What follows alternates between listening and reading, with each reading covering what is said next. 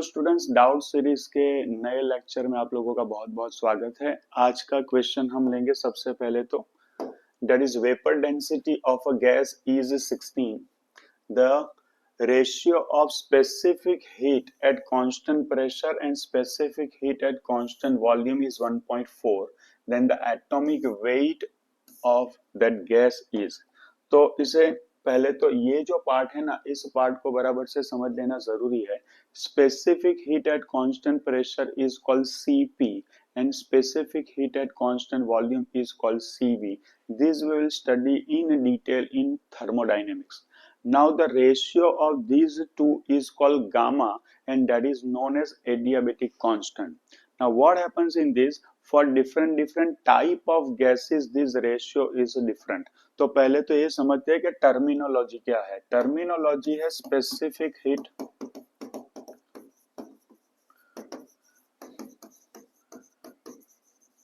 Eight constant pressure, इसको कहते हैं Cp, and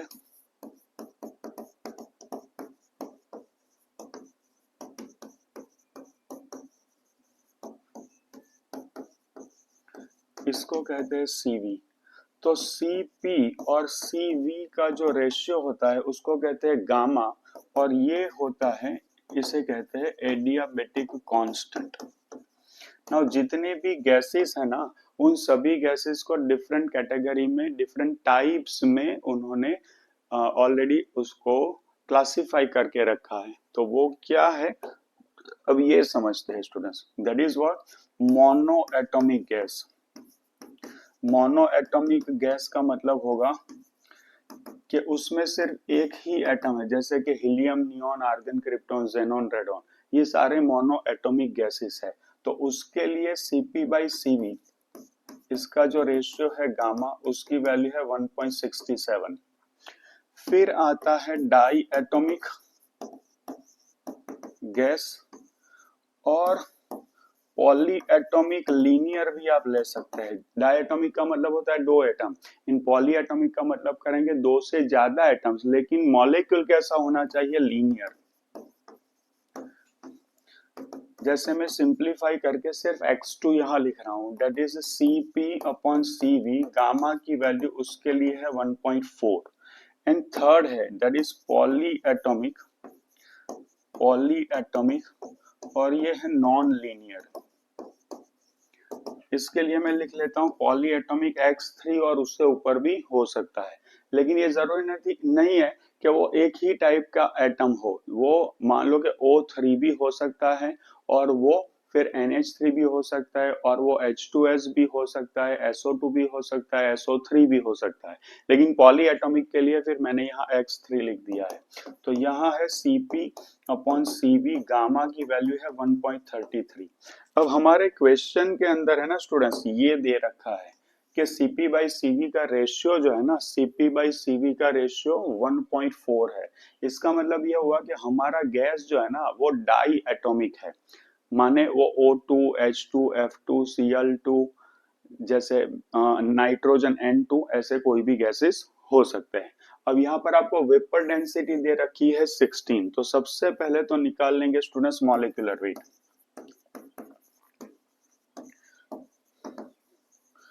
molecular weight is equals to 2 into vapor density। तो ये हो गया 2 into 16, that is 32 gram per मोल, इसका हो गया मॉलिक्यूलर वेट। ठीक है, अब मॉलिक्यूलर वेट ऑफ X2 अगर आपको क्लासिकल मेथड से निकालना है तो आप कैसे निकालेंगे, 2 times atomic weight of X। तो ये ऑलरेडी आपके पास आंसर है 32, 2 इंटू एटॉमिक वेट, तो एटॉमिक वेट की वैल्यू हो जाएगी 16 ग्राम पर मोल। ठीक है, आई होप आपको को ये क्वेश्चन ठीक से समझ में आ गया होगा। Let's have a new question.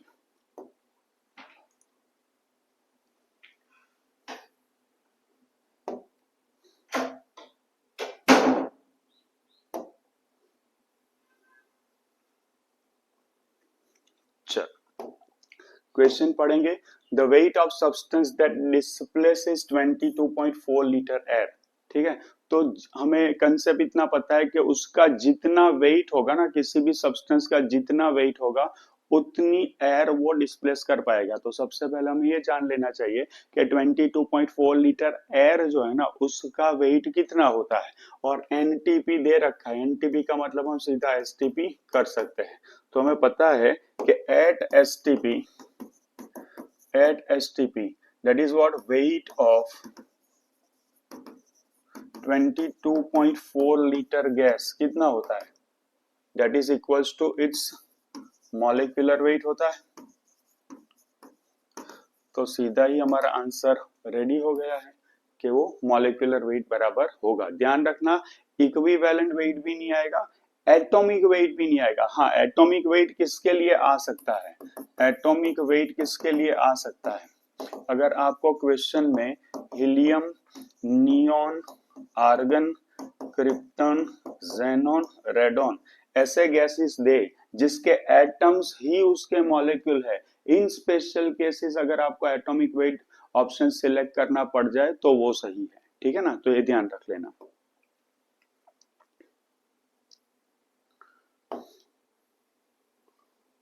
चलो नेक्स्ट क्वेश्चन लेंगे students. 0.39 gram of liquid on vaporization gave 112 ml vapour at STP. अब ध्यान से समझना कि 0.39 ग्राम लिक्विड था ना, अब वो वेपर बन चुका है, तो उसको हम गैस की तरह ट्रीट करेंगे, जिसका एसटीपी पर वॉल्यूम कन्वर्ट करेंगे तो कितना आ रहा है, 112 आ रहा है। तो उसका हमें क्या फाइंड करना है स्टूडेंट्स, मॉलिक्यूलर वेट। अब कंसेप्ट अभी हमने यूज किया है उसको रिपीट करेंगे कि एट एसटीपी क्या है, that is weight of 22,400 ml जो होता है ना, दैट इज वो इसका मॉलिक्यूलर वेट होता है। तो उस कंसेप्ट को हम यूज कर लेंगे यहाँ पर कि वेट ऑफ 112 ml गैस कितना दे रखा है, 0.39 ग्राम दे रखा है। Therefore, weight of 22400 ml। देखो स्टूडेंट्स, क्वेश्चन में अगर इंफॉर्मेशन ml से दी है ना तो फिर ml में कन्वर्ट करो, लीटर से दी है तो 22.4 लीटर को डायरेक्ट यूज करो। तो ये बन जाएगा 0.39 इंटू 22,400 डिवाइडेड बाई 112। तो इसका आंसर मेरे ख्याल से बनना चाहिए 78 ग्राम। सो मॉलिक्यूलर वेट हो जाएगा उसका 78 ग्राम पर मोल।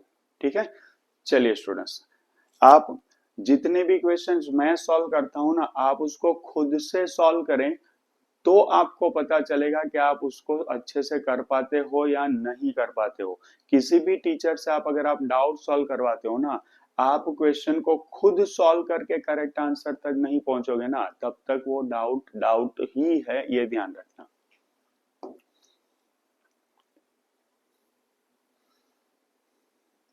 चल, let's have a fresh new question.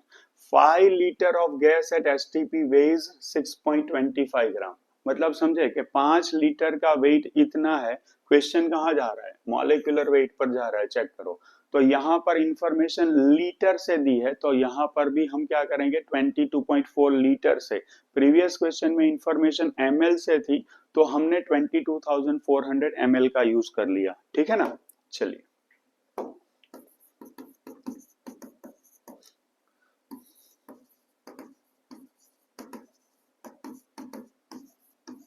weight of 5 liter gas is 6.25 gram. Therefore,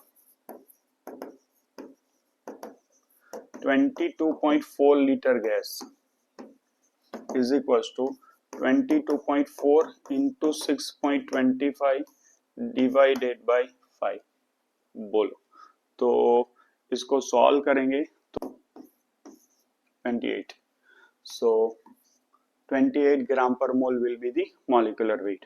ठीक है, चलो नेक्स्ट क्वेश्चन की ओर आगे बढ़ेंगे students.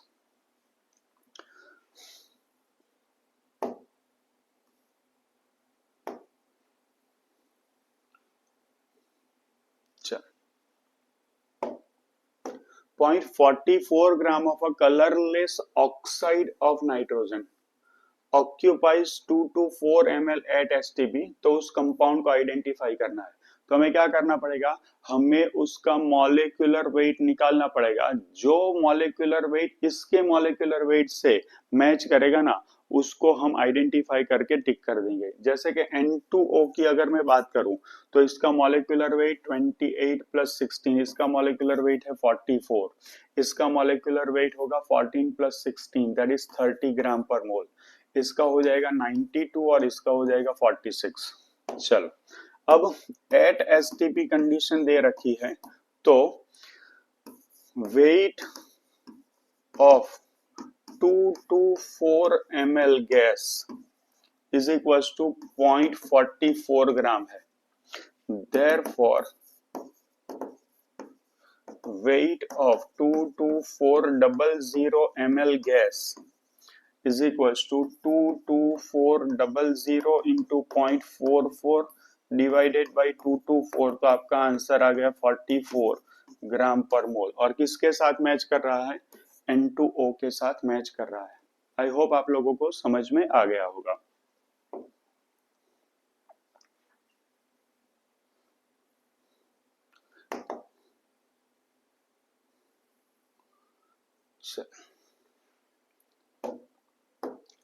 Okay. 1 liter of a certain gas weighs this much at STP। तो वो गैस कौन सा होगा, ठीक है ना। 1 लीटर का वेट दिया है, हम 22.4 में कन्वर्ट कर देंगे तो हमें जो आंसर मिलेगा वो होगा उसके मॉलिक्यूलर वेट का। इसमें से किसके साथ मैच हो रहा है वो हम चेक करेंगे। अमोनिया का मॉलिक्यूलर वेट है 17, ऑक्सीजन का 32, कार्बन मोनोऑक्साइड का जो होगा वो 28 होगा, एंड ये इथाइन है तो इथाइन का मॉलिक्यूलर वेट 26 होगा। चलो तो इसको थोड़ा केयरफुली चेक करें। At STP weight of 1 liter gas equals to 1.16 gram, therefore weight of 22.4 liter gas is equals to 22.4 into 1.16, almost 26 answer आ रहा है। तो हमारा सब्सटेंस हो जाएगा C2H2, ठीक है। चलो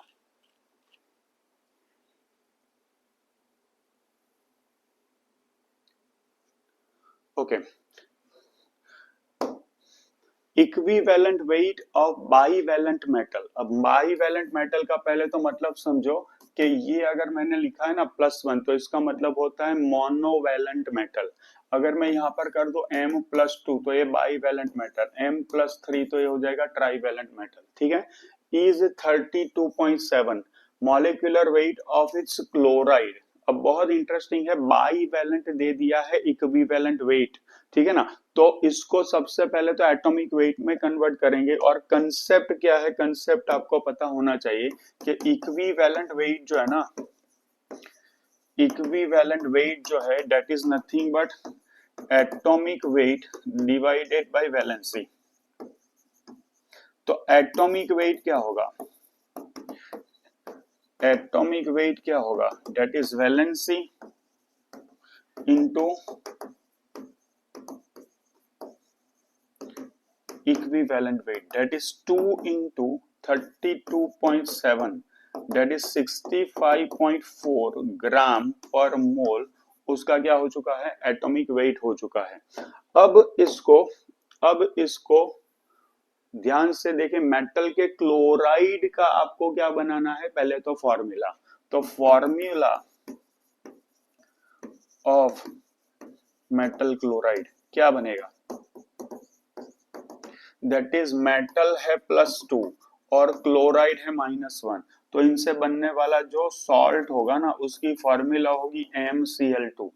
अब इसका मॉलिक्यूलर वेट निकालते हैं।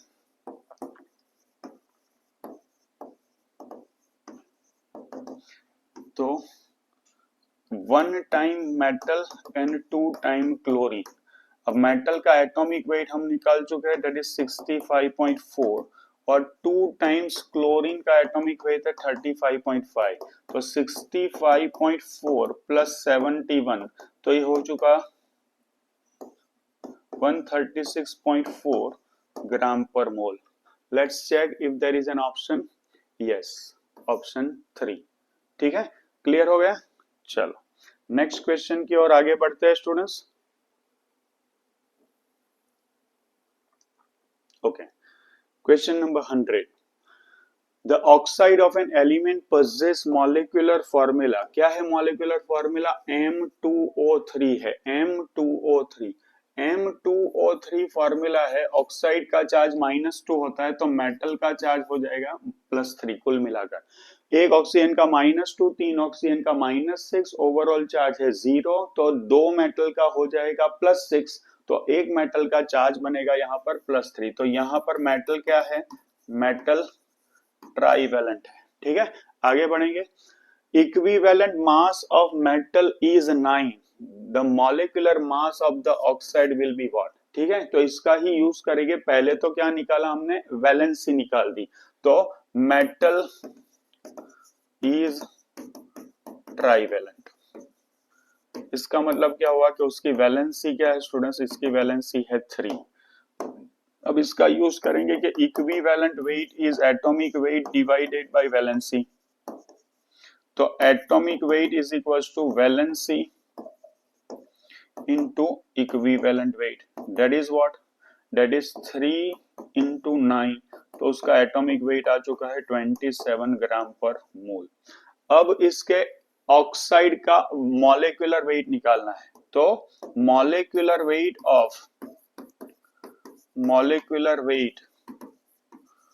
of M2O3, that is 2 times atomic weight of M and 3 times atomic weight of oxygen।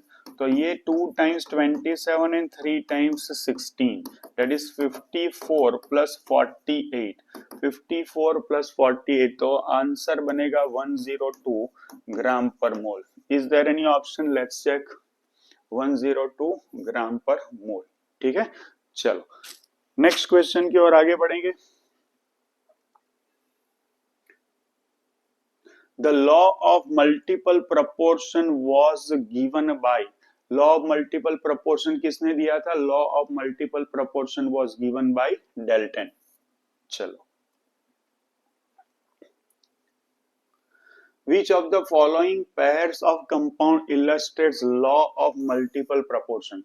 law of multiple proportion का मतलब ये होता है कि आपके पास दो एलिमेंट्स है, से x and y, they can combine with each other in different proportion to give more than one compounds। दो एलिमेंट में से एक से ज्यादा कंपाउंड मिलने चाहिए। जैसे कि मैं XY बना दूं, X2Y बना दूं, XY2 बना दूं, लाइक दिस। अब इसको देखो, इसमें तो एलिमेंट ही अलग अलग है। इन शॉर्ट दो ही एलिमेंट होने चाहिए। देख लो, इसमें HNO है और सोडियम एंड ऑक्सीजन है, तो ये नहीं चलेगा। सोडियम एंड ऑक्सीजन है, बेरियम एंड ऑक्सीजन है, तो नहीं चलेगा। मैग्नीशियम ऑक्सीजन, सोडियम ऑक्सीजन, नहीं चलेगा। अब इसको देखो, stannous and chlorine, stannous and chlorine, लेकिन इसमें ये 1:2 प्रोपोर्शन में है, इसमें 1:4 प्रोपोर्शन में। तो प्रोपोर्शन बदल गया और कंपाउंड भी बदल गया। दो element, different proportion, different compounds, that is called law of multiple proportion। okay, in the reaction N2 plus 3H2 gives twice Na3। ध्यान रहे कि ये गैस है, ये गैस है और ये भी गैस है। तो जनरली हम क्या बोलते हैं? 1 mole nitrogen reacts with 3 mole hydrogen and that gives 2 moles of ammonia. आगे बढ़ेंगे। वॉल्यूम, ध्यान से देखना, volume of nitrogen, hydrogen, ammonia is in 1:3:2। ध्यान से, जब भी रिएक्शन में आप ऐसे कंपोनेंट से डील करें जो गैसेस है और सभी गैसेस का volume same temperature and pressure पर मेजर किया गया है, तो उसके स्टोइकियोमेट्रिक कोएफिशिएंट जो बनते हैं, जिसको हम नंबर ऑफ मोल्स से एड्रेस करते हैं, उसको आप वॉल्यूम से भी एड्रेस कर सकते हैं। अगर मैं इसको नंबर ऑफ मोल से एड्रेस करूं तो ये 1:3:2 बनेगा, लेकिन अगर मैं उसको वॉल्यूम से भी एड्रेस करूं तो ये पॉसिबल है। कंडीशन ये है कि सारे कंपोनेंट्स गैस होने चाहिए एंड दूसरा volumes must have been measured at same temperature and pressure for all the components. तो मैं इसको 1:3:2 भी बोल सकता हूं। ये सजेस्ट किया था गैल्यूसेक नाम के साइंटिस्ट ने। तो this is known as law of combining volume. इसको क्या कहते हैं? लॉ ऑफ कंबाइनिंग वॉल्यूम, या तो आप कह सकते हैं गैसियस वॉल्यूम्स। ठीक है, चलो।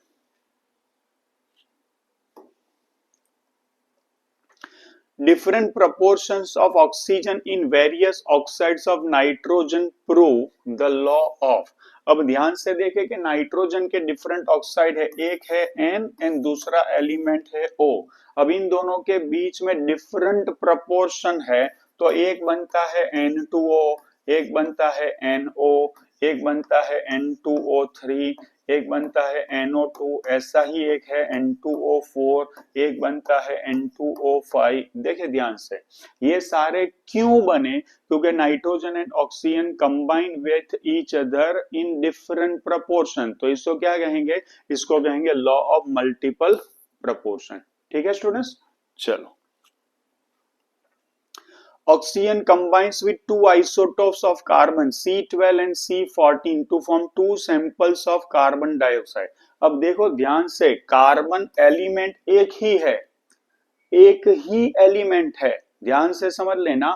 और इसमें आइसोटोप्स अगर इन्वॉल्व होते हैं तो एक बनेगा कार्बन डाइऑक्साइड विथ C12 और दूसरा बनेगा कार्बन डाइऑक्साइड विथ 14। ये टू डिफरेंट कंपाउंड्स नहीं है। तो ये अगर आप कहना चाहे तो लॉ ऑफ कांस्टेंट प्रपोर्शन या डेफिनेट प्रपोर्शन कह सकते हैं विथ लिमिटेशन। क्यों? क्योंकि एक बना रहा है CO2 और एक बना रहा है CO2 12 और एक बना रहा है CO2 14। लेकिन ये लॉ ऑफ मल्टीपल प्रपोर्शन का एग्जाम्पल नहीं है, ये बहुत अच्छे से समझ लेना। तो law of conservation of mass, law of multiple proportion, law of gaseous volume नहीं, this is none of this है। ठीक है ना, तो ये ध्यान रखना। The law of conservation of mass holds good for all the following except, ध्यान रहे न्यूक्लियर रिएक्शन के अंदर law of conservation of mass obey नहीं होता है। क्यों? क्योंकि रिएक्टेंट्स की कंपैरिजन में प्रोडक्ट्स का मास थोड़ा कम होता है। इन दोनों के मास का जो डिफरेंस होता है ना, that is mass of reactant minus mass of product, इसको कहते हैं डेल्टा एम। इस डेल्टा एम को कहते हैं मास डिफेक्ट। इसको क्या कहते हैं स्टूडेंट्स? Mass defect. और इसको अगर मैं सी स्क्वायर से मल्टीप्लाई कर लूं तो यहां जो मिलेगा उसको कहते हैं डेल्टा ई। ये आइंस्टाइन का इक्वेशन है। This much amount of energy is released, जिसका आप कंस्ट्रक्टिव या डिस्ट्रक्टिव यूज कर सकते हैं। Destructive use definitely atom bomb बनाने में होता है एंड कंस्ट्रक्टिव यूज आप इसमें से इलेक्ट्रिकल एनर्जी जनरेट कर सकते हैं। लेकिन इतना समझ में आ गया होगा आपको कि न्यूक्लियर रिएक्शन को छोड़कर हर जगह पर law of conservation of mass apply होता है। न्यूक्लियर रिएक्शन में क्या होता है? मास ऑफ रिएक्टेंट की कंपैरिजन में mass of product slightly less होता है। इनका डिफरेंस जो होगा उसे मास डिफेक्ट कहेंगे, multiplied with C square, that will give you energy. That energy can be utilized as per the, यहाँ दिमाग जो है ना उसके हिसाब से। अगर आपका दिमाग कंस्ट्रक्टिव है आप उसमें से इलेक्ट्रिकल एनर्जी जनरेट करेंगे, दिमाग डिस्ट्रक्टिव है you can move towards formation of atomic bomb. चल, number of molecules in 100 ml of each of O2, NH3 and CO2 at STP। अब ध्यान से देखें स्टूडेंट्स, तीन गैस आपको दिए हैं, oxygen, ammonia and carbon dioxide. तीनों का टेम्परेचर सेम है, तीनों का प्रेशर सेम है और तीनों का वॉल्यूम भी सेम है। तो एवोगैड्रो ने क्या बताया था? For different gases at same temperature and same pressure, अगर आप उनका वॉल्यूम भी सेम लोगे तो उनमें नंबर ऑफ मॉलिक्यूल्स सेम होंगे। ध्यान रखना, number of molecules, not number of atoms. उससे पहले बर्जेलियस ने ये स्टेटमेंट दिया था नंबर ऑफ एटम्स सेम होंगे।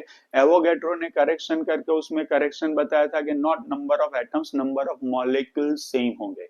So number of molecules in different gases having same volume at same temperature and same pressure are same. ठीक है, तो इन सब में नंबर ऑफ मॉलिक्यूल्स क्या होंगे स्टूडेंट्स, सेम होंगे। ठीक है, चलो। The empirical formula of an organic compound containing carbon and hydrogen is CH2. ठीक है, the mass of 1 liter of this organic gas is exactly equal to 1 liter of nitrogen at same temperature and same pressure. Therefore, the molecular formula of the organic gas is। चलो भाई, पहले तो ये समझो कि same temperature and same pressure पर, at same temperature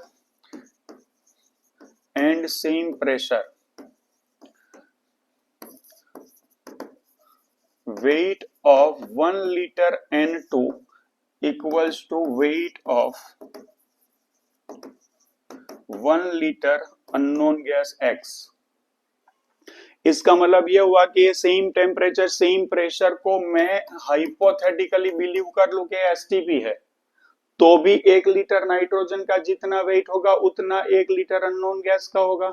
इसका मतलब यह हुआ कि 22.4 लीटर नाइट्रोजन का जितना वेट होगा उतना ही 22.4 लीटर एक्स का होगा। इसका मतलब यह हुआ कि इसका वेट अगर 28 ग्राम है तो इसका वेट भी क्या होगा स्टूडेंट्स, 28 ग्राम होगा। तो इस कंसेप्ट का यूज करके हमने क्या निकाल दिया, अननोन गैस का मॉलिक्यूलर वेट निकाल दिया। अब आपको इसकी एम्पिरिकल फॉर्मूला दे रखी है, एम्पिरिकल फॉर्मूला क्या दे रखी है, दैट इज CH2। तो इसका यूज करके मैं क्या निकाल सकता हूं, इसका एम्पिरिकल वेट निकाल सकता हूं। Empirical weight that is 1 times C and 2 times H। Direct भी निकाल सकते हैं आप, मैं थोड़ी मेथड दिखा देता हूं आपको। दैट इज 12 + 2 = 14 ग्राम पर मोल। अब मैं इसका यूज करके इंटीजर निकालू, integer that is what, that is molecular weight divided by empirical weight, that is 28/14, answer is going to be 2।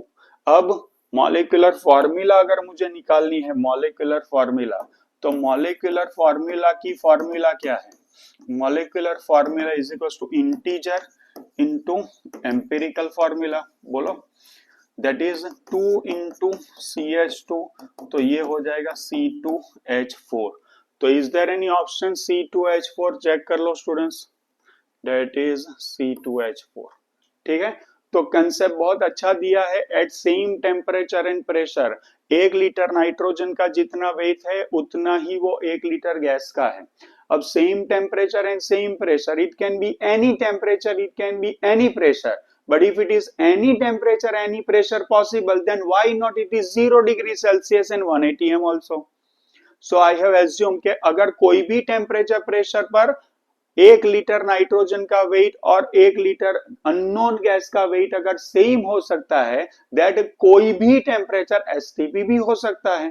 तो एसटीपी पर दोनों के 1-1 लीटर का वेट सेम है, तो दोनों के 22.4 लीटर का वेट भी सेम होगा। इसका मतलब है कि नाइट्रोजन का जितना मॉलिक्यूलर वेट होगा उतना ही molecular weight that unknown gas का होगा।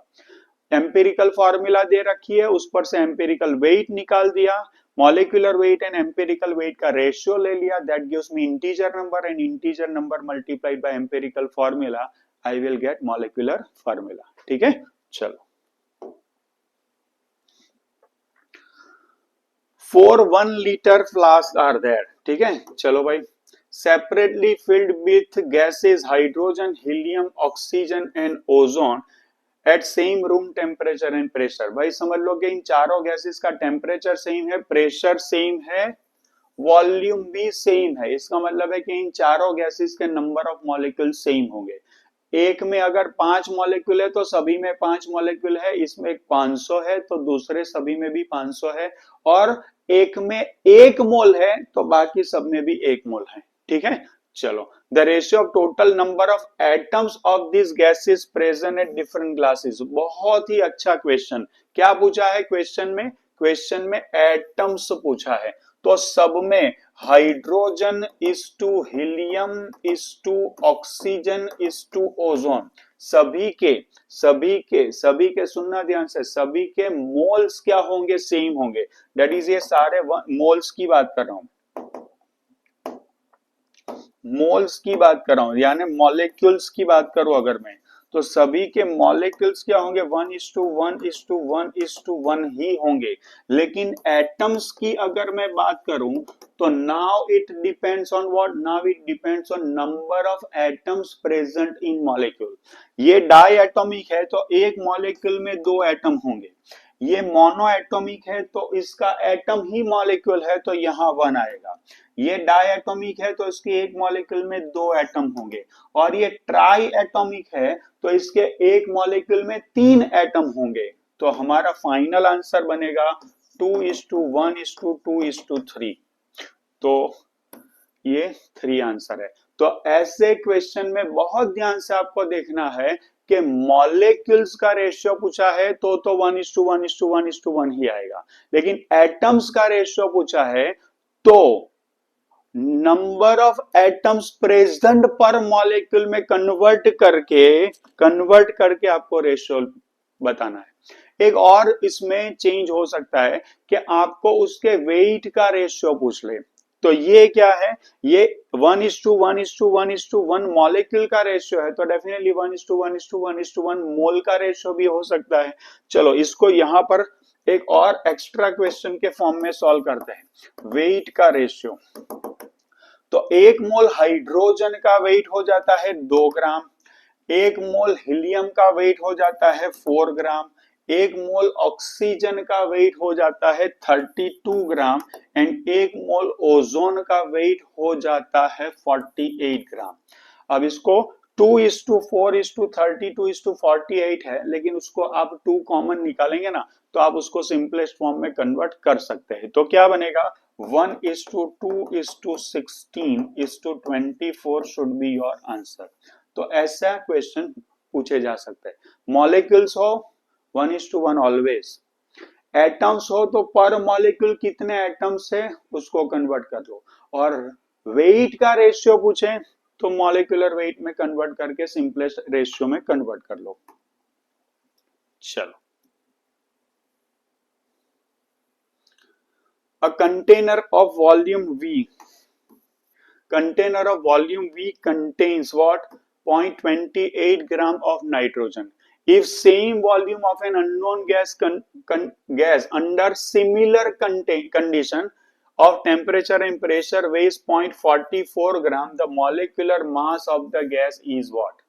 चलो, दोनों गैसेस का टेम्परेचर एंड प्रेशर सेम है, दोनों गैसेस का वॉल्यूम V है, चेक करो सेम वॉल्यूम, तो same temperature same volume, same temperature same pressure same volume. तो इसमें अगर 0.28 ग्राम नाइट्रोजन है और इसमें 0.44 ग्राम है, ठीक है, ध्यान से देखना। तो यहां पर मैं टाइटल लगा देता हूं कि ये गैस N2 है और ये गैस क्या है, X है। इन दोनों में क्या है, इन दोनों में कंडीशन ये है कि टेम्परेचर, प्रेशर, वॉल्यूम ये तीनों चीजें सेम है। अगर ये तीनों चीजें सेम है तो क्या होगा, नंबर ऑफ मॉलिक्यूल्स सेम होंगे। इसका कितना मास है, 0.28 ग्राम है, अगर मैं कन्वर्ट करूं इसको मोल में तो वेट अपॉन मॉलिक्यूलर वेट से 0.28 डिवाइडेड बाई 28, तो ये 0.01 मोल होगा। तो समझ लो ध्यान से कि ये भी 0.01 मोल ही होगा। क्यों, क्योंकि दोनों के टेम्परेचर सेम है, प्रेशर सेम है, वॉल्यूम सेम है, तो दोनों के नंबर ऑफ मॉलिक्यूल्स भी सेम होंगे। तो wait divided bye molecular weight करके मैंने क्या फाइंड कर लिया है, नाइट्रोजन के नंबर ऑफ मोल्स फाइंड कर लिए, उतने ही नंबर ऑफ मोल्स किसके होंगे, दिस गैस के होंगे। अब क्या पूछा है, मॉलिक्यूलर मास पूछा है, तो ध्यान से N is equal to W upon M, तो M इज इक्वल टू क्या होगा, W अपॉन N। इसका मास 0.44 दे रखा है, तो 0.44 डिवाइडेड बाई 0.01 करोगे तो 44 ग्राम पर मोल आपको आंसर मिल जाएगा। So this is how you can solve this question. ठीक है, आ गया समझ में? ओके चलो नेक्स्ट क्वेश्चन की ओर आगे बढ़ेंगे स्टूडेंट्स। क्या बोल रहा है ये question? When 100 gram of ethylene polymerizes to polyethylene according to this equation, माने इथीन का कन्वर्जन किसमें हो गया? पॉलीइथिलीन। अब ध्यान से समझ लो कि जितना इथीन था ना वो पूरा का पूरा पॉलीथीन में कन्वर्ट हो चुका है। चेक करो, जितना इथीन था वो किस में कन्वर्ट हो चुका है? चेक करो, कोई बाई प्रोडक्ट भी नहीं है। तो जितना इथीन है वो इथीन किस में कन्वर्ट हो चुका है? जितना इथीन है वो पॉलीइथीन में कन्वर्ट हो चुका है। कौन सा कंसेप्ट यूज करेंगे? Law of conservation of mass. तो रिएक्टेंट का जितना वेट है उतना ही वेट किसका होना चाहिए? बताओ, उतना ही वेट प्रोडक्ट का होना चाहिए। तो 100 ग्राम इथिलीन होगा तो सामने क्या बनेगा? 100 ग्राम पॉलीथीन ही बनेगा। तो इसका आंसर हो गया 100 ग्राम। बहुत ही सिंपल। हाँ, अगर कुछ बाई प्रोडक्ट बनती तो अलग बात है, लेकिन यहाँ जो इथीन है वो मल्टीप्लाई जुड़ जुड़ जुड़ जुड़ के क्या बन चुका है? पॉलीथीन बन चुका है। तो जितना रिएक्टेंट है उतना ही क्या बनेगा? प्रोडक्ट बनेगा। चलो, a chemical reaction is balanced according to what? Reaction को, रिएक्शन इक्वेशन को जब भी हम लिखते हैं तो क्या करते हैं? दोनों साइड पर सभी टाइप के एटम्स को हम क्या करते हैं? बैलेंस करते हैं। क्यों? क्योंकि ड्यूरिंग द रिएक्शन ना तो कोई एटम्स प्रोड्यूस होता है ना तो कोई एटम्स डिस्ट्रॉय होता है। This supports what? कि total mass of elements remains constant. तो इसको क्या कहते हैं? इसे कहते हैं law of conservation of mass. तो यहां पर हम क्या लगाएंगे? Multiple constant conservation of mass. ठीक है ना? चलो नेक्स्ट क्वेश्चन की ओर आगे बढ़ेंगे। चलो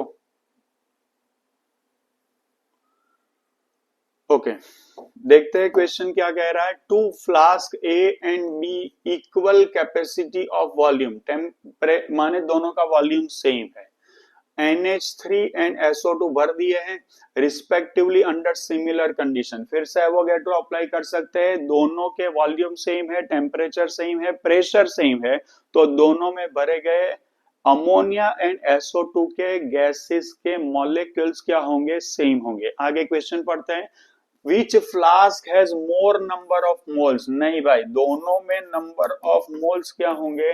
दोनों में नंबर ऑफ मोल्स सेम होंगे। Both have same number of moles of gases. ठीक है, चलो तो आप लोगों को सारे क्वेश्चंस ठीक से समझ में आ गए होंगे। आप खुद से प्रैक्टिस करें। आपको कोई भी डाउट हो तो आप मेरे साथ शेयर कर सकते हैं। मिलते हैं नेक्स्ट लेक्चर में। तब तक आप प्रैक्टिस करते रहे। Keep learning, enjoy chemistry.